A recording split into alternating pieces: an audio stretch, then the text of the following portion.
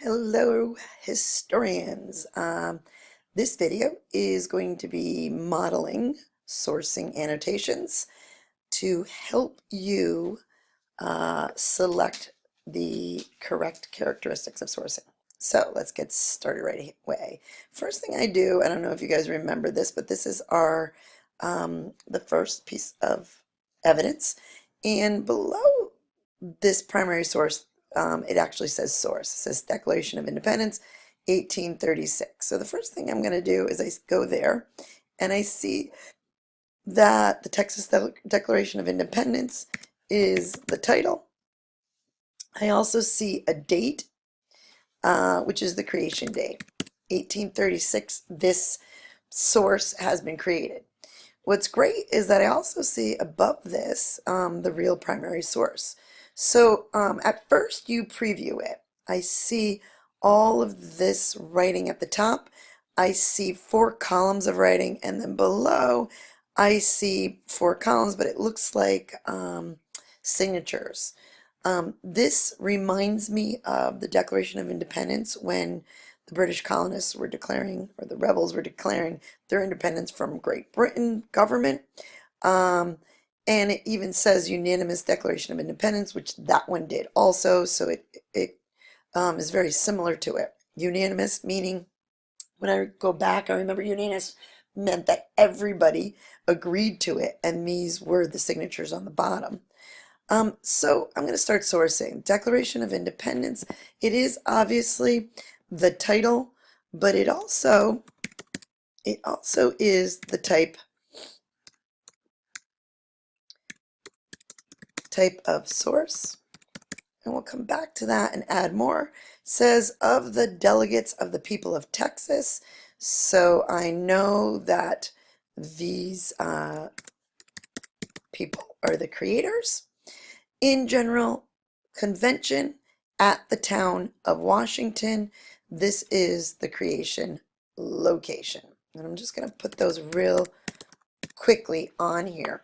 So I have the creators, I have the creation date, and I have the creation location. Next thing I look for is if it's a primary or secondary source. From the date, it's 1836. I can say that it is a primary source, and it's a primary source because this was created by people during the Texas independence, which is the event we are investigating. So it's definitely a primary source. So that is P. Then we have perspective. The perspective comes correctly off of the creator. It also comes out of reading the source. You have to close read first, usually, but we know something about the perspective. So I'm going to write it down right now. The perspective is from the point of view of the delegates of the people of Texas. And I am going to infer that right now, until I close read it, I'm going to infer that it's very similar to the point of view of the delegates of the colonists that were rebelling against Great Britain. And I infer, based on my background knowledge, that the delegates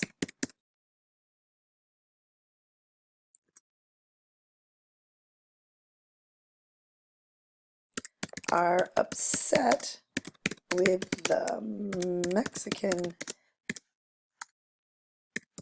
government and feel it is corrupt and unfair.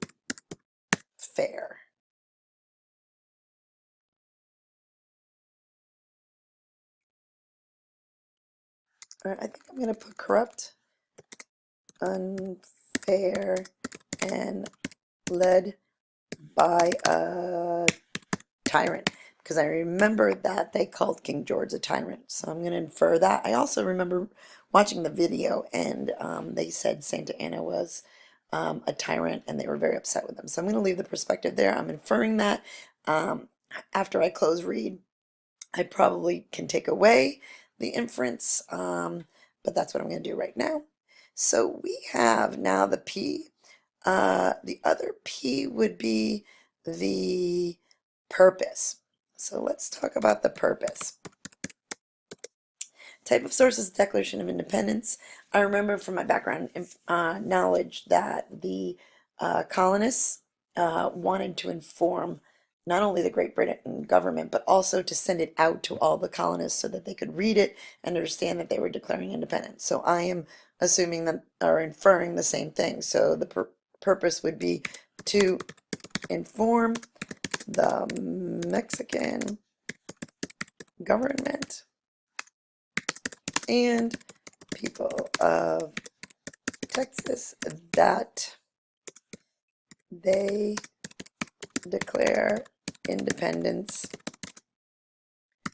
from the Mexican government.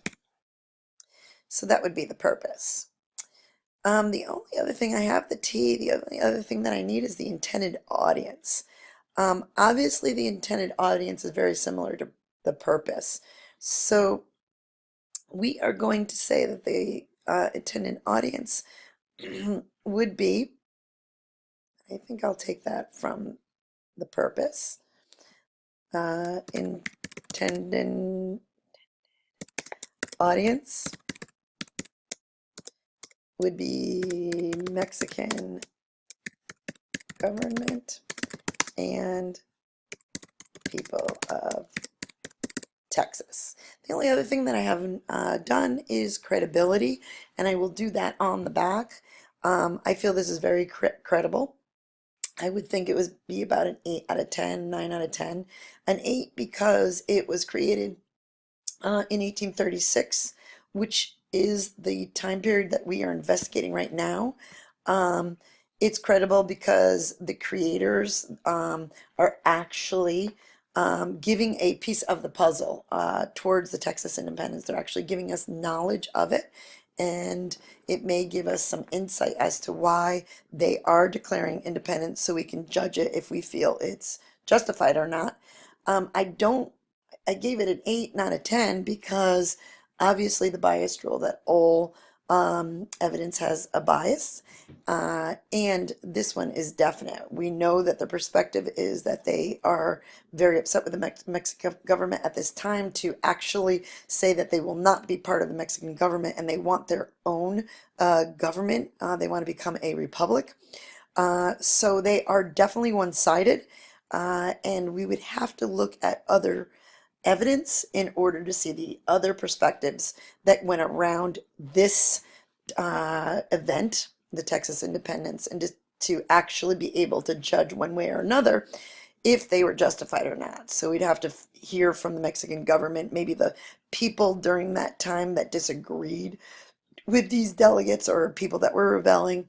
Um, so there are other perspectives that we need to analyze before we can make that judgment on whether or not they were justified.